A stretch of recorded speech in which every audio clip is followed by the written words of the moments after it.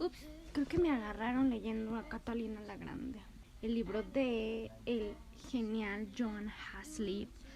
Este video es sobre la segunda parte de libros por leer en la cuarentena. Vamos a empezar. It's Britney, bitch.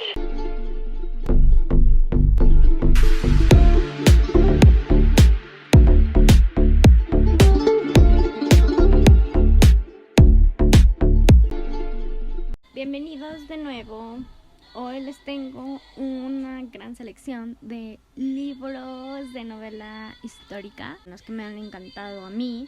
Y a pesar de que yo los leí hace un par de años, la mayoría me siguen encantando. Y rememorando a Catalina la Grande, escrito por John Haslip, dije, yo creo que lo voy a leer de nuevo otra vez este año, porque Catalina la Grande me lo está pidiendo a gritos. Entonces, esta es la portada. Esta reina duró en el poder 30 años. O sea, ¿se imaginan una mujer en 1750 en el poder en Rusia? Por supuesto que tuvo muchísimas dificultades, y John Haslip, el autor, fue magnífico en retratar desde pequeña cómo vio la Plaza Roja, impactada. O sea, yo sigo impresionada por cómo yo lo imaginé cuando yo lo leí. Y lo explica con diamantes que dentro había en esa época, ¿no? Que había demasiado lujos. Ella, habiendo nacido en un casi pueblito en Alemania, porque ella ni siquiera era rusa, era princesa de Ashlar. Bueno, el nombre es muy raro, los voy a poner aquí, miren.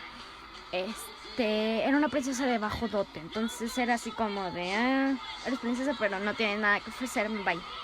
Cuando ella empieza a crecer y fue retratada por Pesne, que fue un pintor súper reconocido en Prusia por sus pinturas del rococó.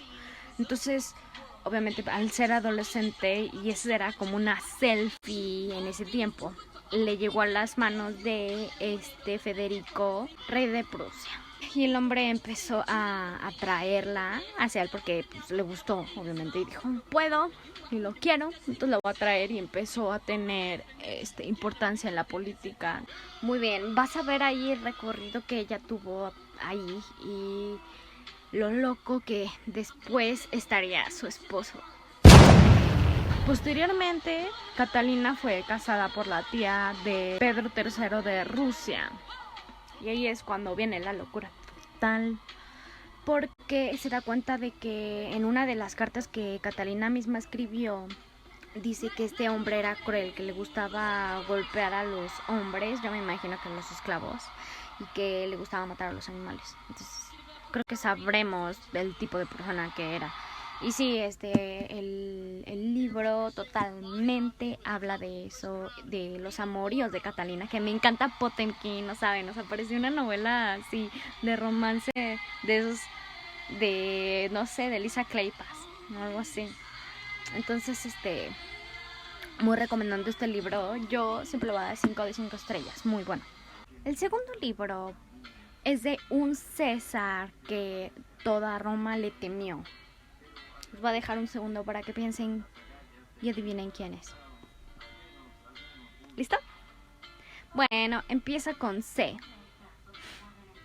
¿Quién es este hombre? Calígula. Es este busto que ven aquí. Miren. Este hombre es extremadamente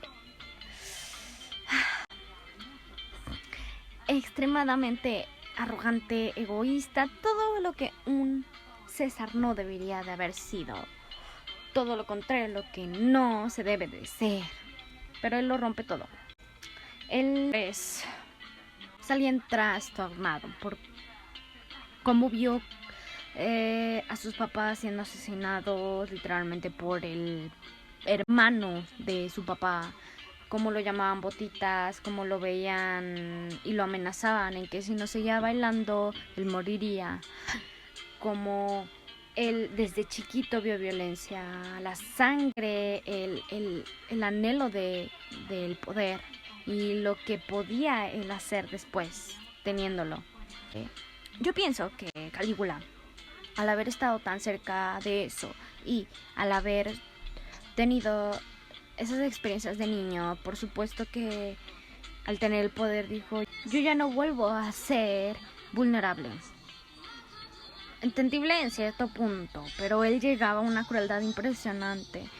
Gore Vidal, que en realidad escribe perfectamente, se adentra tanto en la mente de Calígula que describe hasta las cosas incestuosas que estaba haciendo con... ¿Cómo se llama esta? Su hermana, Drusila. Grandioso nombre, qué hermoso nombre. De hecho, el primer capítulo, se los garantizo, les va a mantener en suspenso, por supuesto. Vas a ver todos los eventos que él organizaba y que él planeaba para nada más disfrutarlo como un loco enfermo. En serio. O sea, hablo de pedofilia, de esclavitud, de etcétera, un gran etcétera. Y lo que Tiberio, que él en realidad se hacía popó en los pantalones pensando en su tío, ese hombre estaba peor. Y ya no les voy a contar nada más. Gore Vidal lo tienen que leer. Se llama Calígula. Está buenísimo. Tienen que dar un chapuzón de eso. Ya volví a mis lentes de nuevo. Y voy con el tercer libro, que se llama Arrebatos Carnales. Es el primer libro de una trilogía, que en realidad creo que es el único que más me gustó de los tres. Y es de Francisco Martín Moreno, que es un escritor México muy, muy interesante, por supuesto.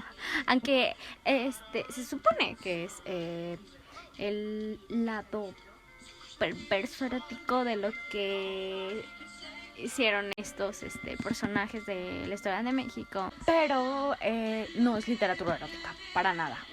No, bueno, yo no la considero así, porque no es tan explícita como Alexa Riley, Cressley Cole, no sé, Dani Erne, etcétera, un gran etcétera.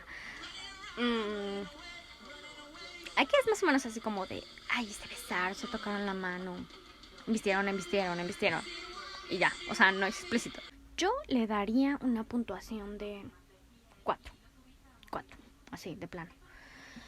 Porque no me gustó mucho cómo la escribió Francisco. Y muy a mi pesar de que los personajes y los datos que daba no eran conocidos para mí. Yo no sabía nada de lo que este hombre escribió. Les doy un ejemplo. Aquí habla de Porfirio Díaz, de cómo se rumoraba de que había hecho un ferrocarril para visitar a su amante. O de, por ejemplo, también Sor Juana Inés de la Cruz, que tiene un amante que leía sus escritos y que los mandaba. Ay, la verdad no me acuerdo si era España, Alemania. El chiste de que era a Europa. Los mandaba a imprimir. Y yo no sabía que era lesbiana. Eso no te lo dicen en la escuela. Son cosas importantes que saber. Entonces, también de José María Morelos, por ejemplo, también lo que se me quedó muy grabado fue cuando estaba peleando con machetes por una mujer. ¿Quién lo hubiera sabido? Ya no. También, por supuesto, de Francisco Villa. Francisco Villa era un hombre, sí, que yo admiraba antes de saber lo que él era personalmente, quitándole el personaje de la Revolución Mexicana, que violaba a las mujeres cuando no querían tener sexo con él. Entonces sí me saqué muchísimo de onda leyendo a este libro. A veces sí me tenía que saltar algunos párrafos porque de plano no me gustaba mucho cómo lo escribía él, pero son datos que sí me sirvieron y que me transformaron demasiado mi percepción de cómo fueron los personajes en la historia de México. También, por ejemplo, hablan de Maximiliano y Carlota. Como Maximiliano era gay y como Carlota también tenía un amante. Vaya, los dos tuvieron una vida muy infeliz. Pero eso lo leerán en el libro y sabrán de qué estoy hablando cuando les digo que Carlota fue encerrada en una torre, literal, como Rapunzel, porque la consideran loca. Creo que ella se había proclamado loca, autoproclamado, o como se diga, loca. Entonces vivía ahí. El último libro, por supuesto, es Secreto 1910. Vaya. Este libro de Leopoldo Mendívil López es uno de mis favoritos de historia, de novela histórica. Entonces, creo que me puse el zoom, sorry. Espérenme. ¿Cómo se hace esto? Bueno, ya, me van a tener que ver mi cara. Básicamente, el libro trata de cómo Estados Unidos siempre tiene una estrategia para desequilibrar un país y para sacar algún provecho.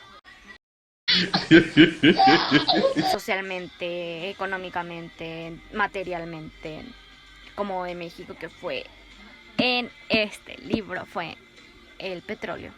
Por supuesto, estamos hablando de 1910, estaba Porfirio Díaz y estaba en plena ebullición la Revolución Mexicana. Entonces todas las personalidades increíbles de esa época están escritas aquí y están manejadas muy bien. La narración me gustan los datos que lanza el escritor. Habla también de J.P. Morgan, de Rockefeller y básicamente algunas respuestas de algunas conspiraciones que se estaban hablando y que son ciertas. En algunos casos tú tendrías que leerlo y tendrías que tener en tu criterio si lo crees, a pesar de que este hombre en la parte de hasta atrás pone los anexos, por supuesto, y en la biografía de Leopoldo dice que él es descendiente directo de uno de los protagonistas de esta historia, que es Bernardo Reyes. Muestra una foto de Porfirio Díaz al lado de Bernardo Reyes, Bernardo Reyes, y dice que Bernardo Reyes fue candidato a la presidencia de México en varias ocasiones. Y bueno, por ejemplo, te da algunos símbolos del espionaje. Símbolos de espionaje entre las embajadas. Aquí hay un símbolo masón. ¿Dónde está? Aquí. Aquí. Y acá, de este lado, personas que intervenieran en la Revolución Mexicana. Siempre metiendo la nariz. En se ve el mapa de las embajadas en 1910, bueno, entre esas fechas, por supuesto. Y aquí, por supuesto, aquí está las calles como antes se llamaban. Creo que lo puse al revés, sorry.